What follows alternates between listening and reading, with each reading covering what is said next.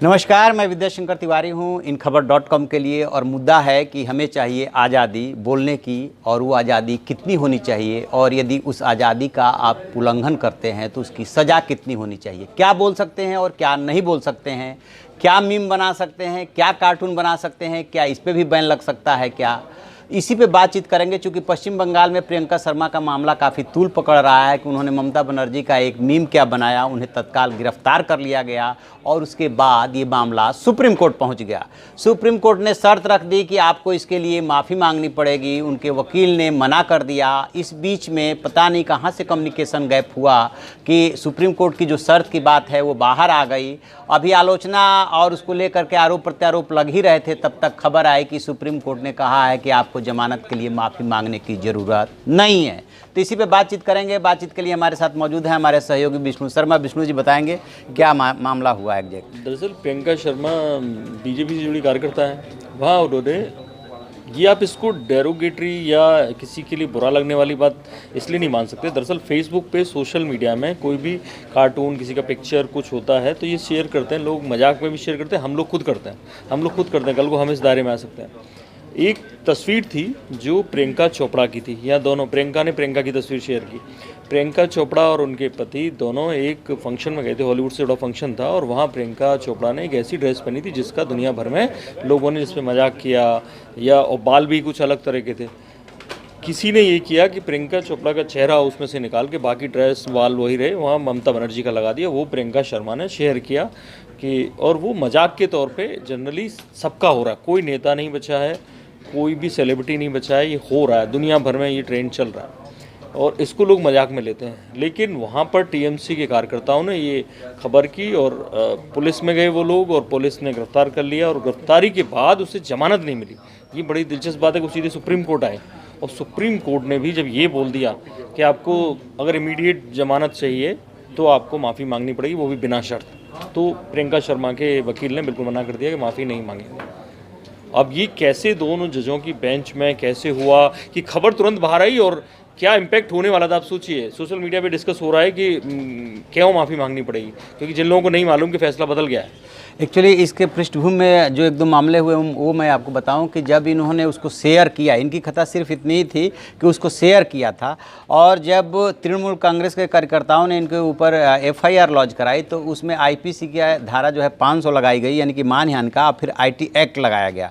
अब कायदे से इसमें होना ये चाहिए था कि जमानत तो यदि लग भी गया तो जमानत वहीं पर हो जानी चाहिए थी, लेकिन लोअर कोर्ट ने 14 दिन का जुडिशियल कस्टडी में भेजा और वहाँ पर चल रही है कोर्ट की हड़ताल। अब इसके बाद जो है सीधे इनको आना पड़ा सुप्रीम कोर्ट, और सुप्रीम कोर्ट से ये उम्मीद की जा रही थी, चूंकि इसके पहले और भी बहुत सारे मामले सुप्रीम कोर्ट में आए हैं, तो इसको अब व्यक्ति की आज़ादी से जोड़ करके देखा गया और बहुत सीरियस मामला इसको नहीं माना गया। कहा गया कि आपको इससे बचना चाहिए, इससे ज़्यादा कभी नहीं कहा गया। IT एक्ट लगा देते हैं, उसको भी सुप्रीम कोर्ट ने कहा खत्म करो। अच्छा, हाँ 66 है। इस मामले में ताजुब सिर्फ इस बात को लेकर के हो रहा था कि सुप्रीम कोर्ट ने सिर्फ एक मीम को फॉरवर्ड करने पे या रीट्वीट करने पे कैसे इस बात को कह सकता है। आपको याद दिलाऊं कि मैं 2012 में जादवपुर विश्वविद्यालय के प्रोफेसर अंबिकेश महापात्रा का एक मसला आया था, जिसमें उन्होंने इन्हीं ममता बनर्जी का एक कार्टून बनाया था, और जिसको ले करके उनको गिरफ्तार कर लिया गया था, जेल में डाल दिया गया था। बहुत ज़्यादा आलोचना हुई थी, और एक टीवी शो में ममता बनर्जी ने यहाँ तक कह दिया था कि जो भी सरकार की नीतियों का आलोचना करता है वो सब माओवादी हैं।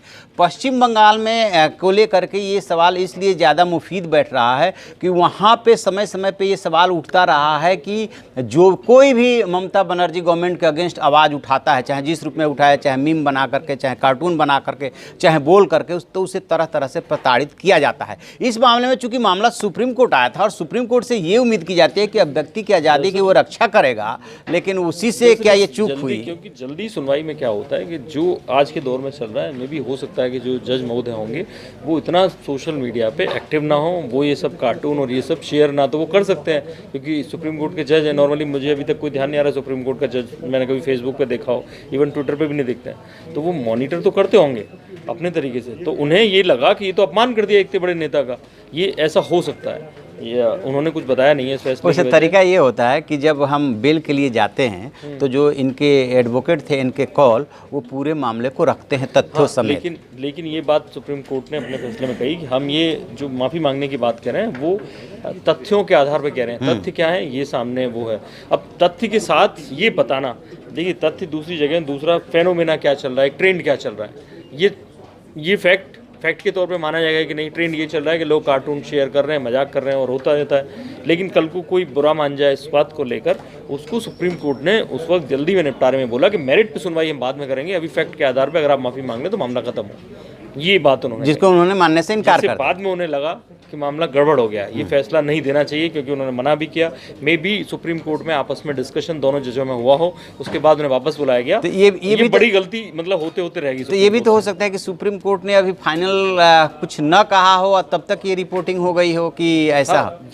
ये भी है क्योंकि जब तक ना कहा गया हो ये भी हो सकता है। हाँ। लेकिन पहले सुप्रीम कोर्ट ने कहा था कि आप माफी मतलब जो मांगने मीडिया में खबर आई, चाहे वो एएनआई के हवाले से आई है, चाहे ट्विटर पे आई, वो यही आई कि पहले कहा गया कि आप माफ़ी मांगिए, बाद में फिर आई कि नहीं, उसने अपनी बात वापस ले ली कि माफ़ी मांगने की जरूरत नहीं है और आपको बेल ग्रांट की जाती क्योंकि ये मामला सुप्रीम कोर्ट के लेवल का नहीं है, लेवल का नहीं है। उन्होंने टालने के लिए कह दिया होगा कि माफी मांग के खत्म करो। हो सकता है। 12 जो भी हो, एक बड़ी गलती होते होते रह गई। सुप्रीम कोर्ट चूंकि न्याय का सबसे बड़ा दरवाजा है, इससे ऊपर आप न्याय मांगने के लिए आप कहीं नहीं जा सकते। और अभी तक जो देश में माहौल है, या आप कह सकते हैं कि 2014 के बाद जिस तरह से अभिव्यक्ति की आज़ादी को लेकर के तरह तरह के बातें उठाई गई, आरोप लगाए गए, उसमें मुझे याद है अच्छी तरह से कि बहुत सारे ऐसे मामले आए जिसमें कहा गया कि अभिव्यक्ति की आज़ादी की रक्षा की जानी चाहिए, चाहे वो किसी भी रूप में हो। यहाँ तक कि 66A हटाने की भी बात की गई। और उस कंटेक्स्ट में यदि इतनी छोटी गलती पे और माफ़ी मांगनी पड़े तो निश्चित रूप से बहुत बड़ी चूक हो जाती। बहरहाल चूक होते होते